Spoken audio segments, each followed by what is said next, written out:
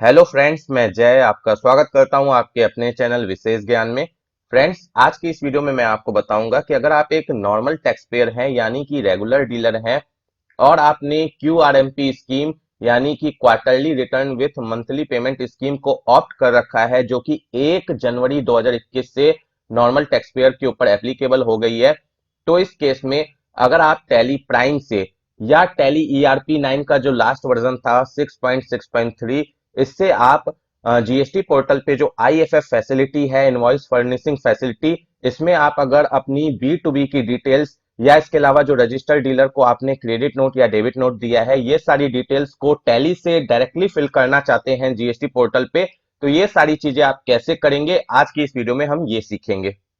Friends, आप सभी को क्यूआरएमपी स्कीम के बारे में अच्छे से पता होगा, लेकिन फिर भी मैं आपको इस वीडियो में बेसिक नॉलेज दे रहा हूं क्यूआरएमपी स्कीम की। वो इसलिए दे रहा हूं ताकि जब मैं आगे आपको सारी चीजें बताऊं तो आपको मेरी बातें अच्छे से समझ में आए। यहाँ पर सिर्फ मैं बेसिक डिटेल्स दूंगा, बहुत ज्यादा डिटेल में नहीं बताऊंगा। तो देखिए फ्रेंड्स, सबसे पहली बात, क्यूआरएमपी स्कीम जो एप्लीकेबल होगी वो 1 जनवरी 2021 से एप्लीकेबल हुई है। और यहां पर ये बात ध्यान देने वाली है कि ये जो एप्लीकेबल हुई है ये रेगुलर डीलर के केस में एप्लीकेबल हुई है, कंपोजिट डीलर के केस में नहीं। तो ये याद रखिएगा कि जो लोग जीएसटी में नॉर्मल टैक्स पेयर हैं, जिसे हम रेगुलर डीलर कहते हैं, उन्हीं के ऊपर क्यूआरएमपी स्कीम एप्लीकेबल होगी। और वो भी कब से होगी? 1 जनवरी 2021 से, जो कि हमारी समय बीत भी चुका है। और कंपोजिट डीलर के ऊपर ये एप्लीकेबल नहीं होगी। अब हम एक सेकेंड के लिए क्यूआरएमपी स्कीम को साइड करते हैं। अब हम ये बात करते हैं कि हम दिसंबर 2020 तक क्या फॉलो करते थे अगर हम एक रेगुलर डीलर थे। तो देखिए फ्रेंड्स, उस टाइम पर हमारे पास दो कैटेगरी हुआ करती थी, आज भी दो कैटेगरी है, लेकिन उस टाइम पर जो दो कैटेगरी थी वो क्या थी, सबसे पहले आप ये समझिए।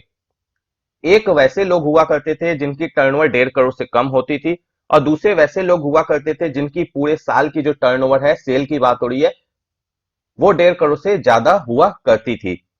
तो जिनकी जो टर्नओवर 1.5 करोड़ से कम हुआ करती थी पूरे साल में, तो उनके पास ऑप्शन हुआ करता था कि जो उनकी जीएसटीआर 1 है, जिसमें आउटवर्ड सप्लाईज की डिटेल जाती है, वो चाहे तो वो क्वार्टरली फाइल कर सकते हैं। ठीक है, ये उनके पास ऑप्शन हुआ करता था। अगर आपकी टर्नओवर 1.5 करोड़ से कम हुआ करती थी दिसंबर 2020 तक, तो आपके पास ऑप्शन हुआ करता था कि आप अपनी जीएसटीआर 1 को क्वार्टरली भी फाइल कर सकते हैं, मंथली भी फाइल कर सकते हैं। तो वहां पर 99% लोग जो अपनी रिटर्न फाइल करते थे वो क्वार्टरली ही फाइल करते थे जीएसटीआर 1। और वहीं पर जिन लोगों की टर्नओवर 1.5 करोड़ से ज्यादा हुआ करती थी, उनके पास ये मैंडेटरी था कि उन्हें जो अपनी जीएसटीआर 1 है वो मंथली फाइल करनी है। अब यहाँ पर जो एक जीएसटीआर 3 भी हुआ करती थी, ये दोनों के केस में मंथली हुआ करती थी, चाहे आपकी टर्नओवर कम हो या ज्यादा हो, जीएसटीआर 3 भी आपको मंथली फाइल करनी पड़ती थी। ठीक है, अब हम आते हैं वापस से क्यूआरएमपी स्कीम के ऊपर कि अब इसमें क्या होने जा रहा है। अब देखिए फ्रेंड्स, अब यहां पर क्या है, टर्नओवर को बढ़ा दिया गया है।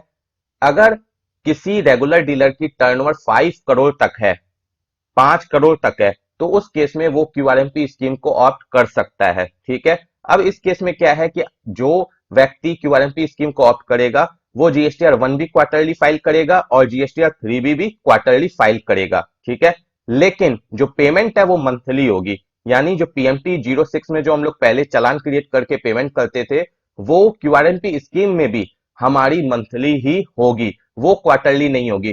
तो यहां पर उसके लिए दो पैटर्न दिए गए हैं कि आप क्या कीजिए, मानकर चलिए जैसे कि ये क्यूआरएमपी स्कीम जनवरी से एप्लीकेबल हुई है, तो जनवरी में जो भी आपने सेल परचेस की, जो भी आपका इनपुट वगैरह है, वो आप जीएसटीआर 2A से 2B से मिलाकर, अपने बुक से मिलाकर देख लीजिए कि कितना इनपुट आप क्लेम कर सकते हैं 36(4) के अकॉर्डिंग। फिर जब आपको पता चले कि हाँ मेरा इतना इनपुट पोर्टल पे रिफ्लेक्ट हो रहा है 2B में और 2X को मिलाकर, जब आपने कंपैरिजन चार्ट क्रिएट कर लिया, उसके बाद जब आपको पता चला कि हाँ मेरा इतना इनपुट बनता है, तो वो इनपुट और फिर अपना जो आउटपुट आपका बनता है उसे माइनस प्लस करके देखिए। अगर आपकी टैक्स की लाइबिलिटी आती है कि आपको टैक्स पे करनी है, तो आप PMT-06 में मंथली पेमेंट करेंगे। यानी कि जनवरी की जो पेमेंट है वो 25 फरवरी तक जानी चाहिए। यानी चालान जो है आपको 25 फरवरी तक क्रिएट करके उसकी पेमेंट आपको कर देनी होगी। ठीक है फ्रेंड्स, इसके लिए भी हमारे पास दो ऑप्शंस हैं चालान को क्रिएट करने के लिए और टैक्स की पेमेंट करने के लिए, अगर आप क्यूआरएमपी स्कीम में हैं। पहला ऑप्शन है 35% का फिक्स्ड सम मेथड, दूसरा ऑप्शन है सेल्फ असेसमेंट बेसिस। अब हम बात करेंगे सबसे पहले सेल्फ असेसमेंट बेसिस के बारे में। जैसे कि अभी हमारा जनवरी मंथ एंड हुआ है, तो इसके लिए हमें चालान क्रिएट करनी होगी 25 फरवरी तक और टैक्स की पेमेंट करनी होगी, दोनों में से किसी एक मेथड को यूज करके। तो अगर हम सेल्फ असेसमेंट बेसिस का यूज करते हैं तो हमें क्या करना होगा? हमें देखिए फ्रेंड्स, जो हमने जनवरी मंथ में टैली के अंदर एंट्रीज की हैं परचेज की, वो और साथ में जो जीएसटी पोर्टल पे जीएसटीआर 2A है और जो 2B है, इन तीनों का मिलान करना होगा। इन तीनों को मिलान करने के बाद जो हमारे पास रिजल्ट आएगा कि हाँ हमारा इतना इनपुट बनता है, उसके अकॉर्डिंग फिर हमें क्या करना होगा कि जो हमने सेल की है और जो हमारी आउटपुट टैक्स बनती है उसे अपने इनपुट के साथ माइनस करना होगा। तो माइनस करने के बाद अगर टैक्स की लाइबिलिटी बनती है, यानी गवर्नमेंट को टैक्स पे करने की लाइबिलिटी बनती है, तो हम चालान क्रिएट करके टैक्स की पेमेंट करेंगे 25 फरवरी तक। लेकिन अगर हमारा इनपुट ज्यादा रह जाता है तो हमें कुछ भी करने की जरूरत नहीं है, कोई हमें चालान वगैरह क्रिएट करने की जरूरत नहीं है अगर हमारा इनपुट ज्यादा होता है तो यहाँ पर खाली एक बात आप ध्यान दीजिएगा कि अगर आप सेल्फ असेसमेंट बेसिस लेते हैं तो इस केस में आपको जीएसटीआर 2B 2A और अपने बुक्स को मैच करना पड़ेगा, उसके इनपुट को मैच करना पड़ेगा। क्योंकि कई बार क्या होता है कि हमारे सप्लायर रिटर्न फाइल नहीं करते हैं, तो उस केस में हम जो बुक्स में इनपुट देखते हैं वो हमें जीएसटी पोर्टल पे इनपुट रिफ्लेक्ट नहीं होते हैं, क्योंकि अब हमें 36(4) जो रूल है इसे भी फॉलो करना है। ठीक है, और अब तो जो सेक्शन है 16(2) उसमें भी अमेंडमेंट कर दी गई है, तो आपको जो पोर्टल पर जो 2B में जो आपको रिफ्लेक्ट होगा इनपुट, आपको उसके अकॉर्डिंग ही लेना है। लेकिन वहां पर भी आपको एक बात का ध्यान देना होगा कि वहां पर, क्योंकि 2B के अंदर कई बार वैसे इनपुट भी आ जाते हैं जो हमारे प्रीवियस मंथ के, जिसे हमने ऑलरेडी क्लेम कर रखा है। तो इसीलिए मैंने आपको बोला कि आपको 2B के साथ 2A मैच करना है और साथ में अपने बुक्स को मैच करना है। जब तीनों चीजों को आप मैच कर लेंगे उसके बाद जो इनपुट निकलेगा उसे ही आप माइनस करेंगे अपने आउटपुट के साथ। फिर जो आपकी टैक्स की लाइबिलिटी निकलेगी उतना ही आप टैक्स पे करेंगे PMT-06 से। और अगर टैक्स की लाइबिलिटी नहीं निकलेगी तो आपको कोई पेमेंट करने की रिक्वायरमेंट नहीं है। फ्रेंड्स, मैं आपको एक बात और बता दूं कि जैसे मैंने बोला कि सेल्फ असेसमेंट बेसिस से आप अपनी टैक्स की पेमेंट कर देंगे अगर आपकी कोई आउटपुट निकलती है तो। लेकिन यहां पर एक बात और ध्यान दीजिएगा कि अगर आपके ऊपर कोई आरसीएम की लाइबिलिटी आ जाती है, आपने किसी ट्रांसपोर्ट से सर्विस ली है और आपके ऊपर आरसीएम की लाइबिलिटी आ गई है, तो आपको उसकी पेमेंट भी PMT-06 से कर देनी होगी। उसके लिए आपको ये इंतजार नहीं करना होगा कि जब हम रिटर्न फाइल करेंगे जीएसटीआर 3B क्वार्टर एंड के बाद, तब फिर हम जाकर वहां पर पेमेंट करेंगे। नहीं, उसकी पेमेंट भी आपको यहीं पर कर देनी है। हाँ, ये बात अलग है कि जब आप 3B फाइल करेंगे तो वहां पर आप अपनी जब डिटेल्स देंगे तो उससे मैच हो जाएगा। ठीक है, अब इसके अलावा हम बात करेंगे जो हमारा सेकेंड मेथड है 35% का फिक्स्ड सम मेथड, इसके बारे में। तो देखिए फ्रेंड्स, इस केस में कोई ज्यादा सोचने वाली बात नहीं। इसमें क्या है कि जो आपने प्रीवियस क्वार्टर में कैश लेजर से जो पेमेंट की है उसका 35% सिर्फ आपको गवर्नमेंट को हर मंथ दे देना है। हर मंथ के बाद जब आपको पेमेंट करने की टाइम आती है उस टाइम पर आपको दे देना है। आपको कोई अपने बुक्स वगैरह को मिलान करने की जरूरत नहीं है। लेकिन क्योंकि ये जो क्यूआरएमपी स्कीम है इसके लिए ये हमारा फर्स्ट क्वार्टर है, क्योंकि क्यूआरएमपी स्कीम हमारी 1 जनवरी 2021 से एप्लीकेबल हुई है, तो इस केस में ये हमारा फर्स्ट क्वार्टर है क्यूआरएमपी स्कीम का। तो इसमें अभी कुछ प्रॉब्लम्स चल रही है इस मेथड के अंदर। ये जो 35% का मेथड है ना, इसमें कुछ प्रॉब्लम्स चल रही है, पोर्टल सही से सारी चीजें नहीं कर पा रहा है। तो इसलिए मैं अपने तरफ से आपको यही सजेस्ट करूंगा कि कम से कम इस क्वार्टर में, यानी जनवरी फरवरी मार्च में, आप इस ऑप्शन का यूज ना करें। आप सेल्फ असेसमेंट बेसिस का यूज करके टैक्स की पेमेंट कर दीजिए। फिर इसके बाद जो हमारा नेक्स्ट क्वार्टर आएगा, यानी नेक्स्ट जो हमारी फाइनेंशियल ईयर आएगी, अप्रैल मई जून जो हमारा क्वार्टर रहेगा, उस टाइम पर हम इसका यूज करेंगे तो ज्यादा अच्छा रहेगा। उस टाइम पर हो सकता है जीएसटी पोर्टल में बहुत सारी चीजों को सुधार कर दिया जाए, और उस टाइम पर क्योंकि हमारा वो नेक्स्ट क्वार्टर रहेगा क्यूआरएमपी स्कीम का, तो ये जो ऑप्शन है 35% का सही से वर्क करना चाहिए। तो उस टाइम पर आप इसे यूज कीजिएगा, मेरी यही ओपिनियन है। बाकी आपकी मर्जी, आप जैसे करना चाहें। फ्रेंड्स, अगर आप जीएसटी पोर्टल पर PMT-06 से पेमेंट करना चाहते हैं टैक्स की, तो आप कैसे करेंगे इसकी थोड़ी सी मैं आपको हिंट दे रहा हूं इस वीडियो में। देखिए, आपको क्या करना है, आपको जीएसटी पोर्टल पे आना है और अपनी यूजर आईडी और पासवर्ड से लॉगिन कर जाना है। उसके बाद आपको यहाँ पर सर्विसेज का टैब मिलेगा। यहाँ पर आने के बाद आपको पेमेंट्स में जाना है और फिर क्रिएट चालान पर क्लिक करना है। क्रिएट चालान पर क्लिक करते ही आपके सामने ये विंडो ओपन होगी।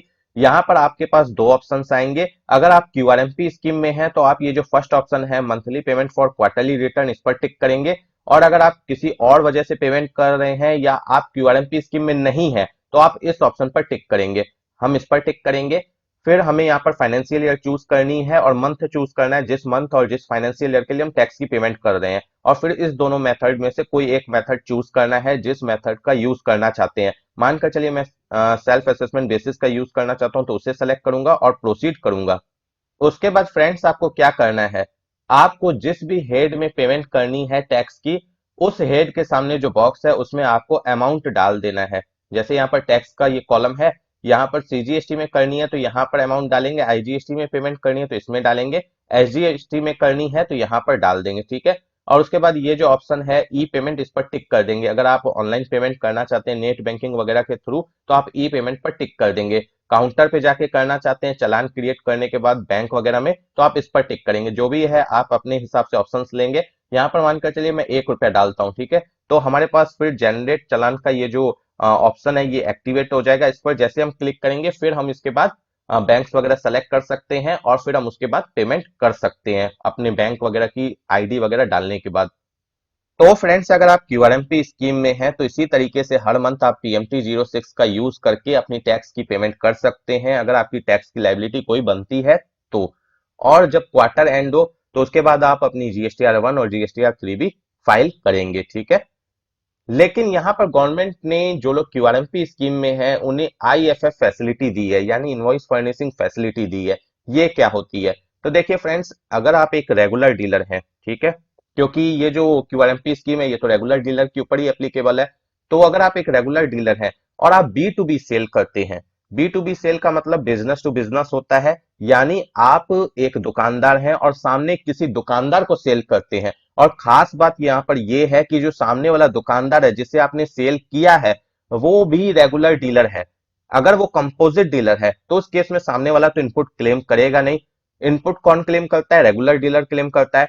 तो अगर वो सामने वाला जिसे आपने सेल किया वो भी एक रेगुलर डीलर है, तो इस केस में अगर आप क्यूआरएमपी स्कीम में है तो देखिए क्या आपसे सामने वाला माल लेगा, क्योंकि सामने वाला जो रेगुलर डीलर है जिसे आपने सेल किया है वो तो इनपुट क्लेम करना चाहेगा, लेकिन वो तब तक इनपुट क्लेम नहीं कर सकता है जब तक आप अपनी रिटर्न फाइल नहीं कर देते हैं। और आप क्योंकि क्यूआरएमपी स्कीम में है तो आप अपनी जीएसटीआर 1 क्वार्टरली फाइल करेंगे, तो सामने वाले को तब तक इनपुट क्लेम करने के लिए वेट करना पड़ेगा जब तक आप अपनी रिटर्न फाइल नहीं कर देते हैं। तो इसलिए ही गवर्नमेंट ने जो लोग क्यूआरएमपी स्कीम में हैं उन्हें आईएफएफ फैसिलिटी दी है, यानी इनवॉइस फर्निशिंग फैसिलिटी दी है, कि वो लोग जो हर मंथ है ना उसकी अपनी जो डिटेल्स है बी टू बी की वो आईएफएफ में डाल दे, ताकि सामने वाला जो रिसिपिएंट है जिसे आपने सेल किया है वो इनपुट क्लेम कर सके, उसे वेट ना करना पड़े 3 मंथ का। तो देखिए फ्रेंड्स, जैसे मानकर चलिए अभी हमारा जो जनवरी मंथ एंड हुआ है, तो मानकर चलिए जिसे भी हमने बी टू बी सेल किया और खास करके वैसे डीलर जिसे हम इनपुट ट्रांसफर करना चाहते हैं, तो खास करके कौन से ऐसे डीलर होंगे जिसे हम इनपुट ट्रांसफर करना चाहते हैं? रेगुलर डीलर, कंपोजिट डीलर के केस में तो सोचना ही नहीं है। तो उन सारे डीलर्स की आप डिटेल्स को आईएफएफ में डाल सकते हैं। आप चाहे तो कंपोजिट डीलर की डिटेल्स को भी आईएफएफ में डाल सकते हैं, लेकिन हमें फोकस सबसे ज्यादा उस पर करना है जिसे हम इनपुट ट्रांसफर करना चाहते हैं। तो देखिए जैसे जनवरी मंथ की जो हमें डिटेल्स डालनी है बी टू बी की, वो हमें आईएफएफ में कब तक डालनी है? वो हमें आईएफएफ में 13/2 तक डाल देनी है। यहां पर आप देख सकते हैं जैसे कि मैंने यहाँ पर फाइनेंशियल ईयर 2021 ली है, पीरियड जनवरी ली है, और यहाँ पर आप देख सकते हैं इनवॉइस फर्निशिंग फैसिलिटी ऑप्शनल है। सबसे पहली बात ये ऑप्शनल है। जो लोग क्यूआरएमपी स्कीम में है वो चाहे तो आईएफएफ में अपनी जो बी टू बी की डिटेल्स है वो डाल भी सकते हैं, नहीं भी डाल सकते हैं। वो चाहे तो जीएसटीआर 1 में डायरेक्टली डालेंगे और सामने वाला बाद में फिर इनपुट क्लेम करेगा जो आपका रिसिपिएंट है। लेकिन कई बार क्या होगा कि आपको आपके रिसिपिएंट से कॉल आएगी कि सर आप पोर्टल पे डिटेल्स डाल दीजिए क्योंकि हम इनपुट क्लेम नहीं कर पा रहे हैं। तो हो सकता है कि अगर आप जीएसटीआर 1 क्वार्टरली फाइल कर रहे हैं, आप आईएफएफ में ये सारी डिटेल्स नहीं डाल रहे हैं, तो सामने वाला एक दिन तंग होकर आपसे माल लेना बंद कर दे क्योंकि उसका इनपुट ब्लॉक होने लगेगा।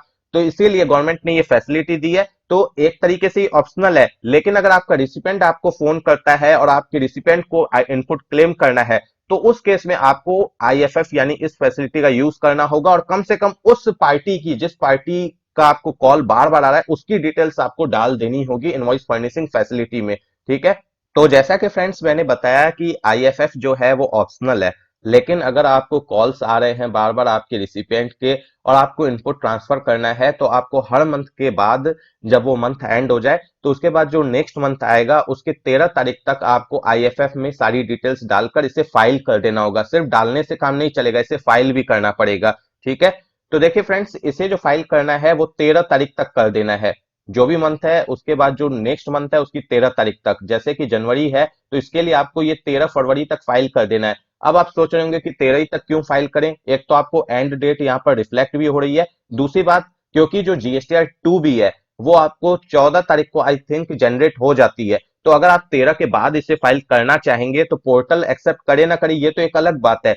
सबसे पहली बात आप ये सोचिए ना कि क्या ये 2B में रिफ्लेक्ट होगी, और अगर ये 2B में रिफ्लेक्ट ही नहीं होगी तो सामने वाला इनपुट क्लेम कैसे करेगा। इसीलिए आपको 13 तारीख तक आईएफएफ में सारी डिटेल्स को डालकर बी2बी की, उसके बाद इसे फाइल कर देना है। अब देखिए फ्रेंड्स, चाहे तो आप बी2बी की जितनी डिटेल्स है वो आईएफएफ में एक ही बार में डाल दें पूरे मंथ की, जैसे कि मानकर चलिए जनवरी में जितना भी आपने बी2बी सेल किया है सारा आप एक ही बार में डाल दें आईएफएफ में, वो भी आप कर सकते हैं और वो करना सबसे ज्यादा अच्छा भी रहेगा। लेकिन अगर आप वैसा नहीं करना चाहते हैं तो जिस पर्सन की आप डालना चाहते हैं सिर्फ उसकी भी डाल सकते हैं। और आप एक बात याद रखिए, आईएफएफ में जो डिटेल्स आपने डाल दी है फिर आपको जीएसटीआर 1 में वो डिटेल्स दोबारा नहीं डालनी है। ऐसा नहीं है कि आईएफएफ में भी डाल दी फिर जीएसटीआर 1 में भी जाकर वही डिटेल्स डालना है, वैसा नहीं करना है। जो डिटेल्स आपने आईएफएफ में डाल दी है ऑलरेडी, उसको छोड़कर जो रेस्ट आपकी डिटेल्स बची वो आपको जीएसटीआर 1 में डालनी है, बाकी कुछ भी डालने की रिक्वायरमेंट नहीं है। और एक बात और याद रखिएगा कि आईएफएफ में जो है वो बी2बी की डिटेल्स जाती है, बी2सी की डिटेल्स नहीं जाती है। अब अगर हम यहाँ पर व्यू करें तो एक बार हम चेक कर लेते हैं कि इसके अंदर कौन कौन से टेबल्स दिए गए हैं। तो देखिए फ्रेंड्स, इसके अंदर कौन कौन से टेबल्स दिए गए हैं। आप यहाँ पर देख सकते हैं बी2बी के लिए आपको टेबल्स दिया गया है। क्रेडिट और डेबिट नोट जो रजिस्टर्ड डीलर हैं जिसे आपने इशू किया है उसके लिए दिया गया है, क्योंकि बी2सी को भी हम डेबिट या क्रेडिट नोट इशू करते हैं, उसको यहाँ पर नहीं डालना है। जो रजिस्टर्ड डीलर है जीएसटी में उसके लिए आपको डेबिट या क्रेडिट नोट दिया गया वो आप यहाँ पर डाल सकते हैं।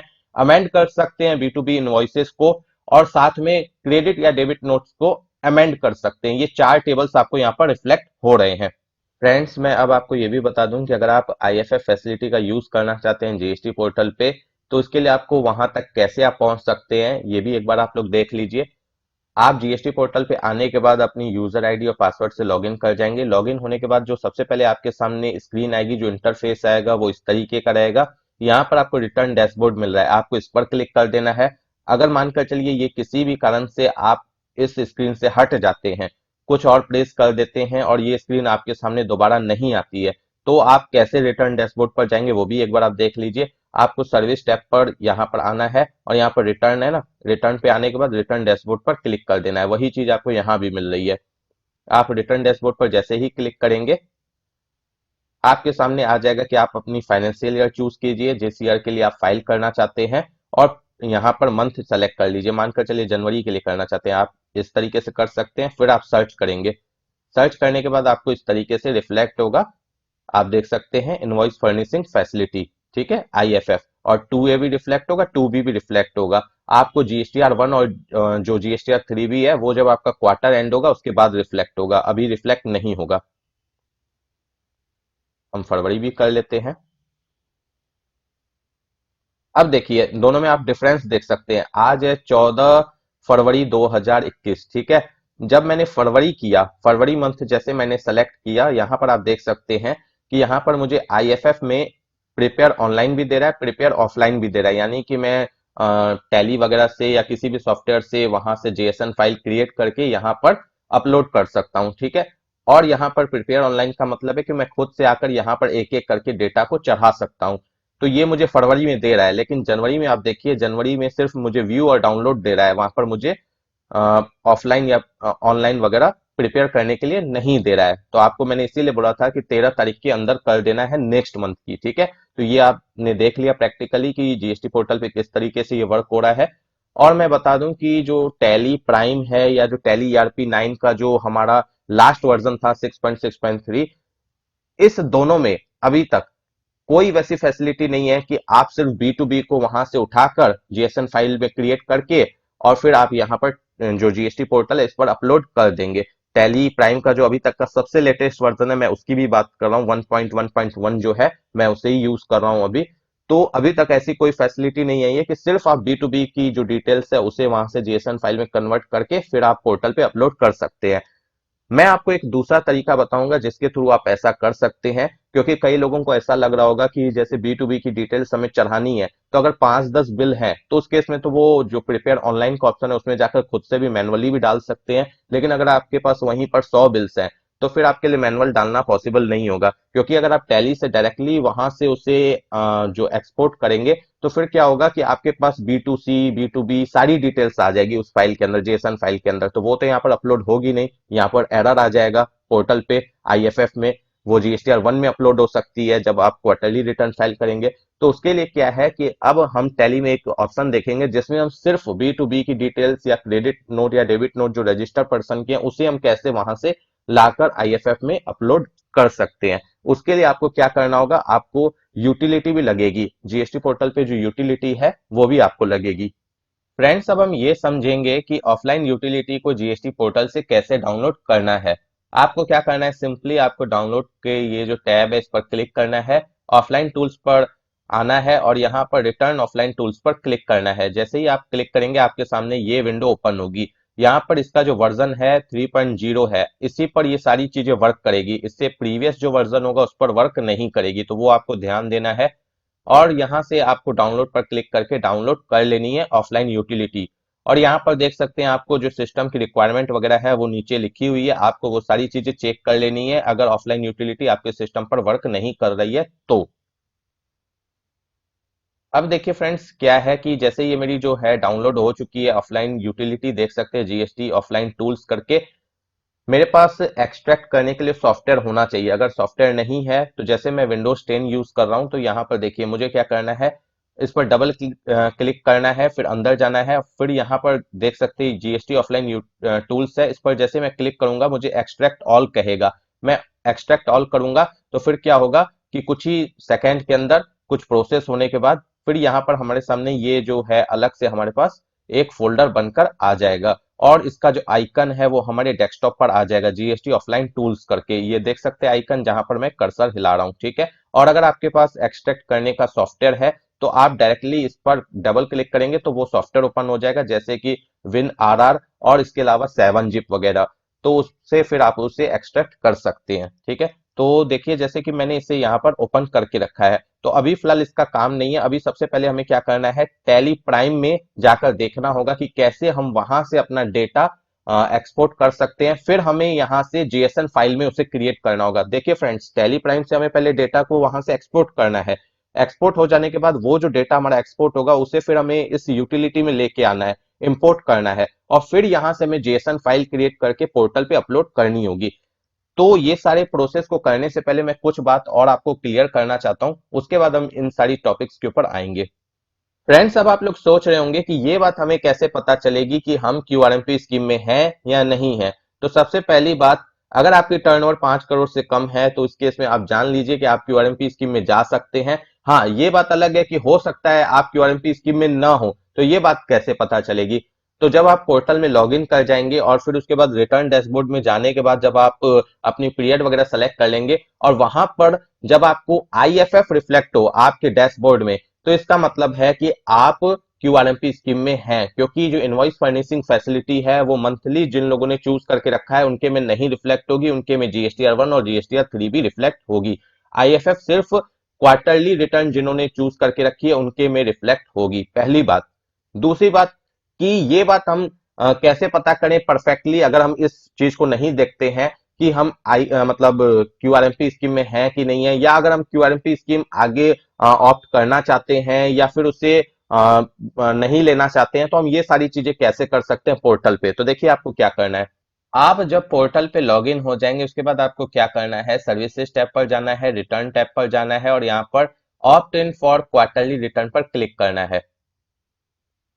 यहाँ पर देख सकते हैं फ्रेंड्स, आपको फाइनेंशियल ईयर चूज करनी है। जैसे कि मानकर चलिए 20-21 के लिए देखना है कि आप क्यूआरएमपी स्कीम में है कि नहीं है, या चूज करना है मंथली या क्वार्टरली रिटर्न, तो आप फाइनेंशियल ईयर चूज करेंगे, सर्च करेंगे।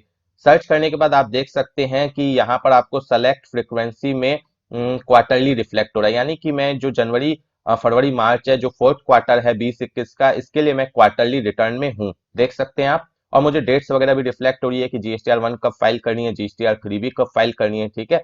अब अगर मानकर चलिए मुझे 21-22 के लिए चूज करना है, तो इस तरीके से हमें यहाँ पर ऑप्शंस मिल रहे हैं हर क्वार्टर के लिए। April to June, July to September, October to December और जनवरी टू मार्च, देख सकते हैं। तो देखिए फ्रेंड्स, ये सारे ऑप्शंस अभी आपके क्वार्टरली हैं बाय डिफॉल्ट, क्योंकि मैंने जो अभी का क्वार्टर है जनवरी फरवरी मार्च का जो 20-21 का है, इसमें मैंने क्वार्टरली चूज किया, तो मुझे बार बार इसे ऑप्ट करने की जरूरत नहीं है।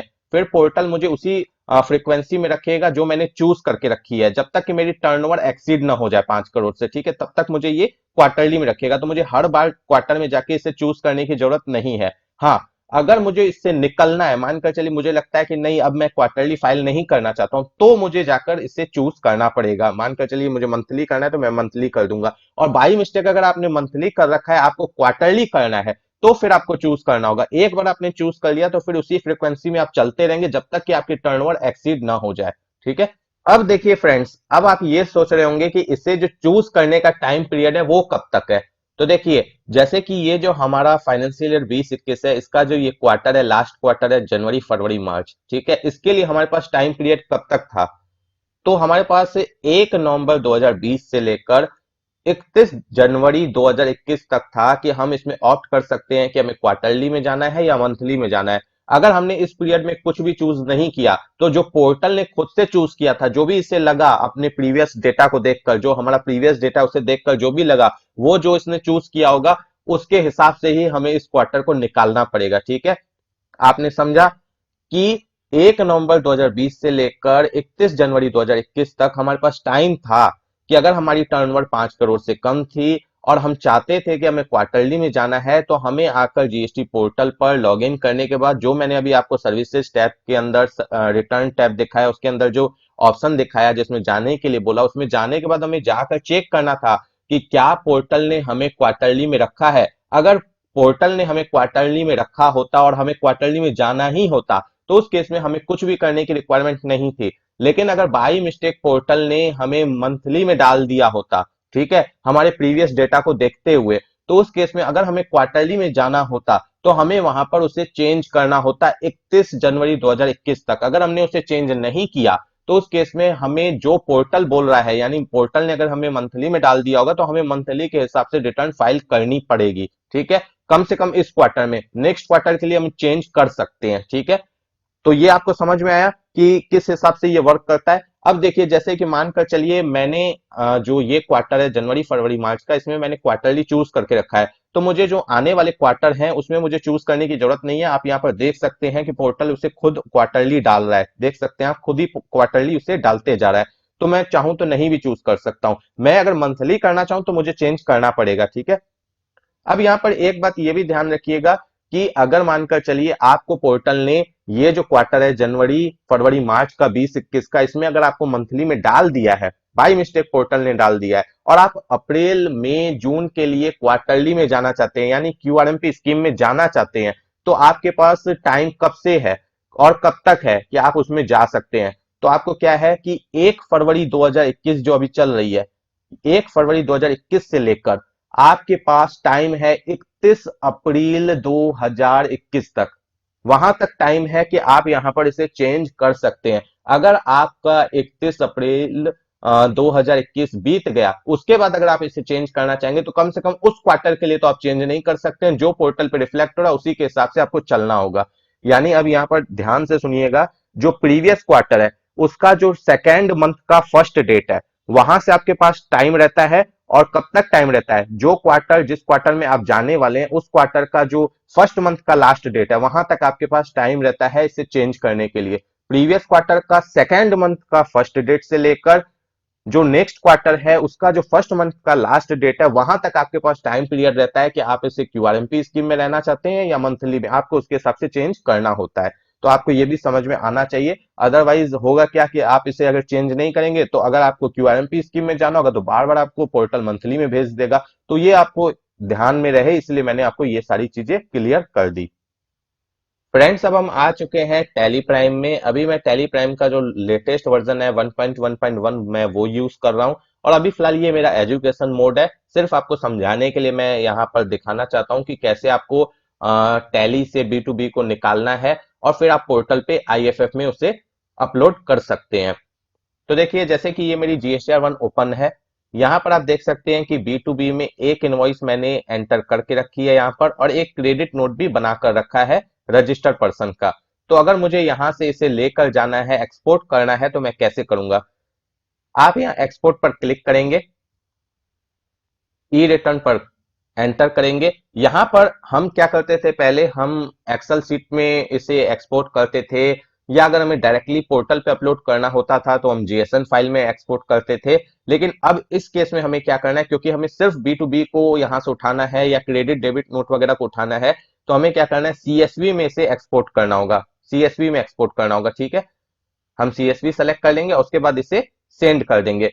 तो मेरी ऑलरेडी एक्सपोर्ट है, इसीलिए हो सकता है कि मुझे मिसमैच आता, लेकिन आया नहीं। चलिए, हो सकता है न्यू फाइल बन गई हो, तो चल के हम देख लेते हैं कि वहां पर किस हिसाब से फाइल बनी है। ये जो है हमारी सी ड्राइव में गई है, टैली प्राइम में। और देखिए फ्रेंड्स, मैं आपको ये भी बता दूं कि अगर आप टैली आरपी 9 का जो लास्ट वर्जन था 6.6.3, उसमें भी यही काम कर सकते हैं। अब यहां पर देखिए, अब यहां पर आपको सेपरेटली डिटेल्स आई है, बी टू बी की अलग आई है, क्रेडिट डेबिट नोट की अलग आई है। इसी तरीके से आपने जितनी भी जीएसटीआर 1 के अंदर रिपोर्ट्स आप देखेंगे, वो सारी सीएसवी में अगर आप उसे एक्सपोर्ट करेंगे तो सारी अलग अलग आएगी। तो अब आपको क्या करना है, जो डिटेल्स पोर्टल पे अपलोड करनी है, सिर्फ उसे ही आपको ये जो यूटिलिटी है उसके अंदर लेकर जाना है और जीएसएन फाइल में उसे क्रिएट करना है। तो चलिए, हम जैसे बी टू बी इनवॉइसेज है इसे लेकर जाएंगे और क्रेडिट और डेबिट नोट को लेकर जाएंगे। यहाँ पर देख सकते हैं आपको और भी दो डिटेल्स आ रही है, एचएसएन की आ रही है, एग्जाम्प्ट की आ रही है। हमें फिलहाल इस दोनों को लेके जाना है। ठीक है, अब हमने ये जो यूटिलिटी ऐसे ओपन कर लिया है डबल क्लिक करके। उसके बाद यहाँ पर देखिए, upload new invoice other data for return, इस पर हम न्यू पर क्लिक करेंगे। यहाँ पर हमें जीएसटीआर 1 और आईएफएफ डालनी है, यानी अभी तो फिलहाल दोनों में से कोई एक यहाँ पर पूछ रहा है, या तो जीएसटीआर 1 या आईएफएफ, तो हमें तो आईएफएफ डालनी है। उसके बाद जीएसटी नंबर डालना है सप्लायर का, यानी जिसकी रिटर्न हम लोग फाइल कर रहे हैं, यानी अपनी हम फाइल कर रहे हैं, हम सप्लायर हैं, हमने सेल किया है, तो हम अपनी जीएसटी नंबर डालेंगे। हमने अपनी जीएसटी नंबर डाल दी। उसके बाद यहाँ पर फाइनेंशियल ईयर डालनी है, और यहाँ पर फरवरी की जगह हम जनवरी कर देंगे, क्योंकि जिस मंथ के लिए हम रिटर्न फाइल करना चाहते हैं वो हम यहाँ पर पीरियड डालेंगे, वो मंथ सेलेक्ट करेंगे। यहाँ पर इज सेज टैक्स पेयर, तो यहाँ पर नो करेंगे, हमारे केस में नहीं है, आपके केस में हो तो आप यस भी कर सकते हैं। और is tax payer quarterly filer, तो हम क्वार्टरली फाइलर हैं तो हम यस करेंगे।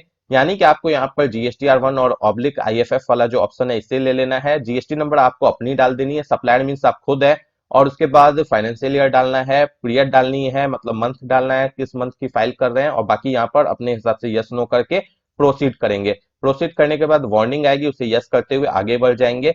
फिर यहाँ पर इंपोर्ट फाइल्स पर क्लिक करेंगे, और यहाँ पर आने के बाद डायरेक्ट इंपोर्ट एक्सेल नहीं करेंगे, यहाँ पर सबसे पहले आप चूज करेंगे बी टू बी इनवॉइसेस। ठीक है, उसके बाद आपको यहाँ पर सीएसवी फाइल को इंपोर्ट करना है, तो आप इंपोर्ट सीएसवी पर क्लिक करेंगे, और यहाँ पर जो आपकी जहां पर भी फाइल पड़ी है, जहां पर आपने टैली से एक्सपोर्ट की है, वहां से आप उस फाइल को लेकर आएंगे। जैसे हमें बी टू बी इनवॉइसेस को लेकर आना है, तो हम इस पर क्लिक करके ओपन करेंगे, और यहाँ पर देखिए, are you sure you want to save data, yes करते हुए हम आगे बढ़ेंगे। अब यहाँ पर हमें इनवैलिड बोला जा रहा है, तो अगर आपकी कोई भी गलती हुई होगी, एंट्री टाइम या किसी भी तरीके की कोई प्रॉब्लम होगी, तो यहाँ पर इनवैलिड बताया जाएगा, तो उसे आप वहां से चेंज कर सकते हैं, टैली के अंदर उस चीज को ठीक करके फिर आप एक्सपोर्ट कर सकते हैं। Please check the spreadsheet. मैं यहाँ पर चेक कर लेता हूँ कि आखिर मिस्टेक हुई कहाँ पर है, फिर मैं आपको बताता हूँ कि किस हिसाब से करना है। फ्रेंड्स, अब मुझे सारी प्रॉब्लम समझ में आ गई है कि ऑफलाइन यूटिलिटी में जब मैं अपने डेटा को इंपोर्ट कर रहा था तो प्रॉब्लम क्यों आ रही थी। मैंने जो टैली के अंदर एंट्रीज कर रखी है वो मैंने फरवरी मंथ में कर रखी है। तो इस केस में क्या है कि जब मैं ऑफलाइन यूटिलिटी में पीरियड लूंगा, वो मैं फरवरी मंथ की लूंगा, मैं जनवरी की नहीं लूंगा। मैंने जनवरी मंथ की पीरियड ले ली थी, जिसके कारण डेटा फरवरी का है और पीरियड जनवरी की है, तो जिसके कारण प्रॉब्लम आ रही थी। जैसे ही मैंने ये जो ऑफलाइन यूटिलिटी है इसमें जाकर पीरियड को चेंज किया, फरवरी किया, तो उसके बाद मेरा डेटा अच्छे से इंपोर्ट होने लग गया। अब मैंने सारे डेटा को फिर से डिलीट कर दिया, फिर से मैं आपको एक बार इंपोर्ट करके दिखाऊंगा। यहाँ पर देखिए, जैसे बी टू बी इनवॉइसेस को करना है इंपोर्ट सीएसवी में, यहाँ पर मैं इसे लूंगा और आपको दिखाऊंगा कि सक्सेसफुली इंपोर्ट हो जाएगा। आप देख सकते हो गया सक्सेसफुल इंपोर्ट। अब इसके बाद मुझे क्या करना है, फिर मुझे क्रेडिट और डेबिट नोट जो रजिस्टर पर्सन का है वो लेना है, इसे फिर इंपोर्ट करना है। ये भी मेरा सक्सेसफुली इंपोर्ट हो चुका है। अब व्यू समरी करेंगे। यहां पर देखिए आपको रिफ्लेक्ट हो रहा है B to B invoices, credit और डेबिट नोट एक एक, और यहां पर उसकी टैक्सेबल वैल्यू रिफ्लेक्ट हो रही है, सॉरी टैक्स रिफ्लेक्ट हो रही है, टैक्सेबल वैल्यू यहां पर रिफ्लेक्ट नहीं हो रही है। वो हम यहां पर अंदर जाके चेक कर सकते हैं। यहां पर जब हम जाएंगे ना बी टू बी इनवॉइसेस में, यहां पर हम देख सकते हैं, यहां पर मॉडिफाई कर सकते हैं, डिलीट कर सकते हैं, कुछ भी कर सकते हैं, ठीक है। और इसके बाद यहां पर हम चाहें तो क्रेडिट और डेबिट नोट की डिटेल्स को भी इस तरीके से चेक कर सकते हैं अंदर में जाकर, ठीक है। अब वापस से हमें उस विंडो में जाना है तो व्यू समरी पर फिर से क्लिक करना होगा, और यहां पर हम वापस से उसी विंडो में आ गए। अब यहां पर जनरेट करने से पहले फाइल, जेएसएन फाइल को जनरेट करने से पहले हम टैली से एक बार रीचेक कर लेंगे, मतलब टैली से मिलान कर लेंगे कि जो हमने यहाँ से एक्सपोर्ट किया है वही यहाँ पर इंपोर्ट हुआ है कि नहीं। ये सारी चीजें करने के बाद फिर हम जनरेट फाइल पर क्लिक करेंगे, तो फिर हम चाहेंगे तो अपनी यहाँ से जेएसएन फाइल जनरेट कर सकते हैं। आप देख सकते हैं, इस पर हम क्लिक करेंगे और यहां पर क्या करेंगे, सेव करेंगे। मान लीजिए हम डेस्कटॉप पे ही करते हैं। उसके बाद ये जो फाइल हमारी जो जनरेट होगी, इस फाइल को हमें क्या करना है, पोर्टल पे जाकर अपलोड करना है। देख सकते हैं यहां पर ये फाइल जनरेट हो गई। अब इस फाइल को हमें जाकर पोर्टल में जाना है, और पोर्टल में जाने के बाद जो आईएफएफ का ऑप्शन है वहां पर जो प्रिपेयर ऑफलाइन है, ऑफलाइन वहां पर जाके इसे अपलोड करके फिर उसके बाद जो आईएफएफ है उसे हमें फाइल करना है। लेकिन फाइल करने से पहले फिर से हम उसे एक बार टैली से रीचेक कर लेंगे ताकि कोई भी मिस्टेक ना हो, उसके बाद हम इसे फाइल कर सकते हैं। तो आपको समझ में आ गया होगा कि टैली से किस तरीके से डेटा एक्सपोर्ट करना है और फिर कैसे उसे ऑफलाइन यूटिलिटी में लाना है, चेक करने के बाद कैसे हमें जेएसएन फाइल जनरेट करनी है, और फिर कैसे उसे पोर्टल पे अपलोड करना है। पोर्टल पे मैं अपलोड करके इसलिए नहीं दिखा रहा हूं क्योंकि फिर मैं अपने डेटा को खराब नहीं करना चाहता, क्योंकि ये डेमो है। सारा चीज वैसे ही रहेगा, सिर्फ प्रिपेयर ऑफलाइन में जाकर आपको इसे अपलोड करना है। वहां पर अपलोड का ऑप्शन होगा, उस पर क्लिक करेंगे, फाइल सेलेक्ट करेंगे, अपलोड हो जाएगी। कोई एरर आएगी तो वो पता चल जाएगा, अगर कोई एरर नहीं होगी तो अच्छे से अपलोड हो जाएगी। उसके बाद आपको डेटा को रीचेक करना है, और जैसे जीएसटीआर 1 को फाइल करते थे, सबमिट वगैरह करते थे, फाइल रिटर्न करते थे, वही सारे प्रोसेस को आपको आईएफएफ में भी दोहराना होगा। तो आई होप फ्रेंड्स आपको समझ में आ गया होगा कि कैसे सारी चीजें करनी है। तो अगर आपको ये वीडियो अच्छी लगी तो प्लीज वीडियो को लाइक कीजिएगा, ज्यादा से ज्यादा शेयर कीजिएगा, चैनल सब्सक्राइब नहीं किया तो सब्सक्राइब भी जरूर कर लीजिएगा। Thanks for watching friends.